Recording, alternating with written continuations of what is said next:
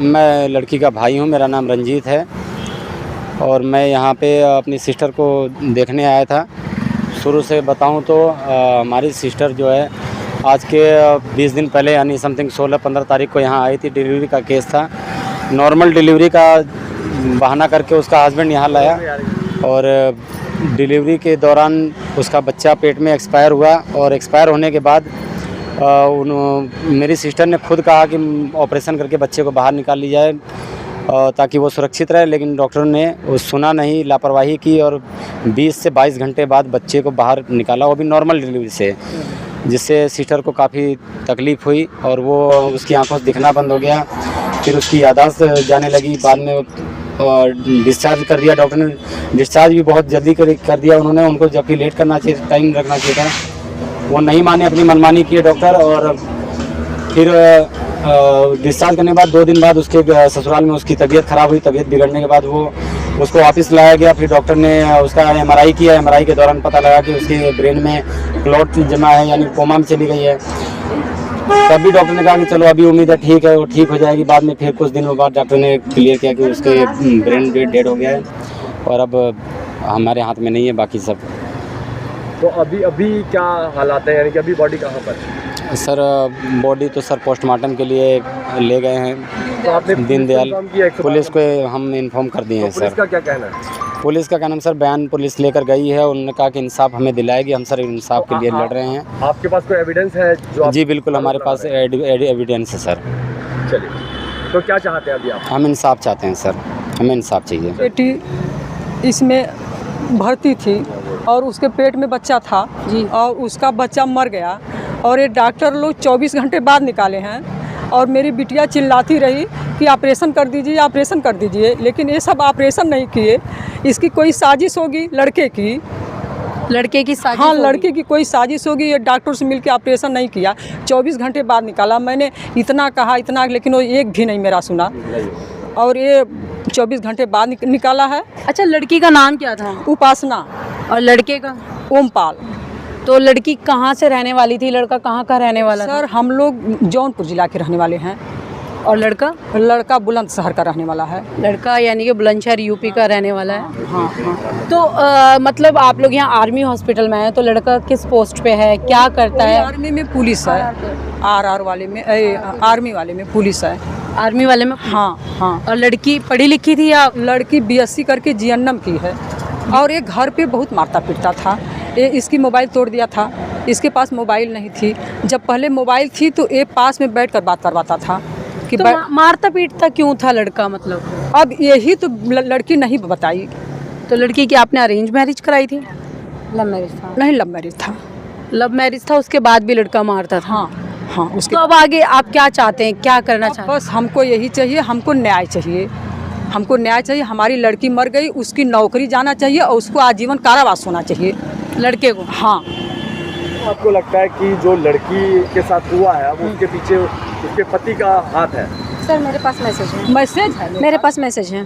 आप कौन है लड़की की? मैं दीदी हूँ। लड़की की बहन? हाँ, बड़ी बहन हूँ। तो आपके पास मैसेज है? आप कह रहे हैं? हाँ, उसके हस्बैंड के खिलाफ। क्या लिखा है? मैं बताती हूँ, पढ़ के बता दो।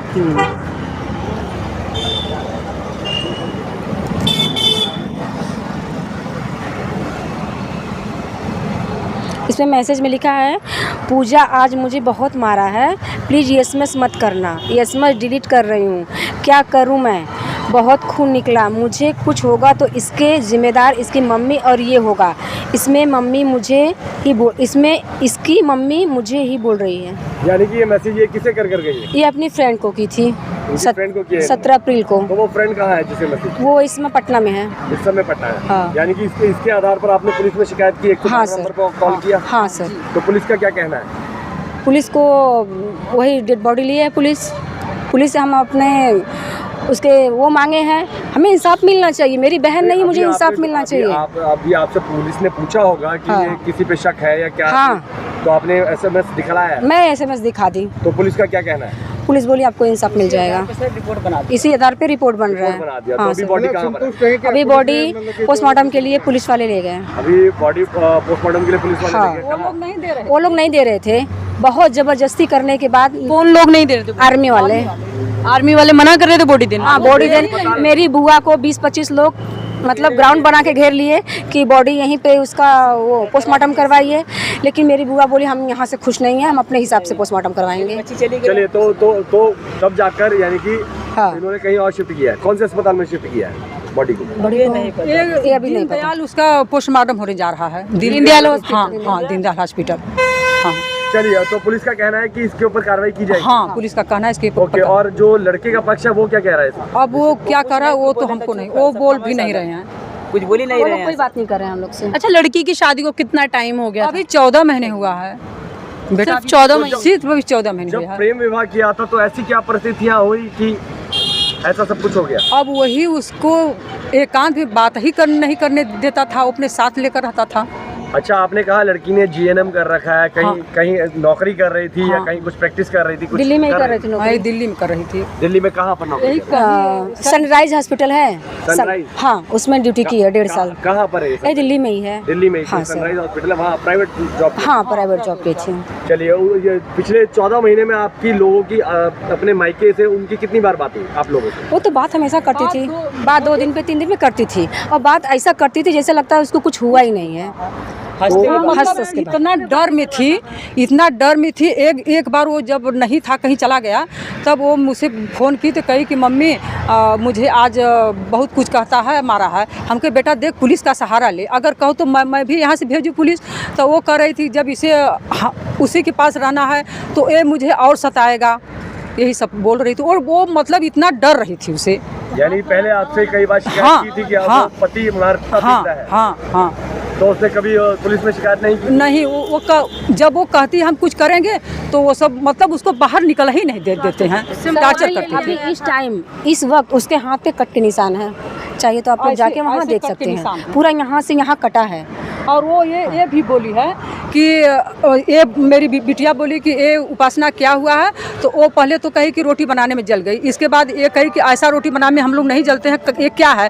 तो कहे दीदी पहले मुझे ठीक हो जाने दो, इसके बाद मैं बताऊंगी कि मुझे क्या हुआ है। लड़की ने? हाँ, लड़की ने बोली, उपासना। तो कब आखिरी बार बात कब हुई थी लड़की?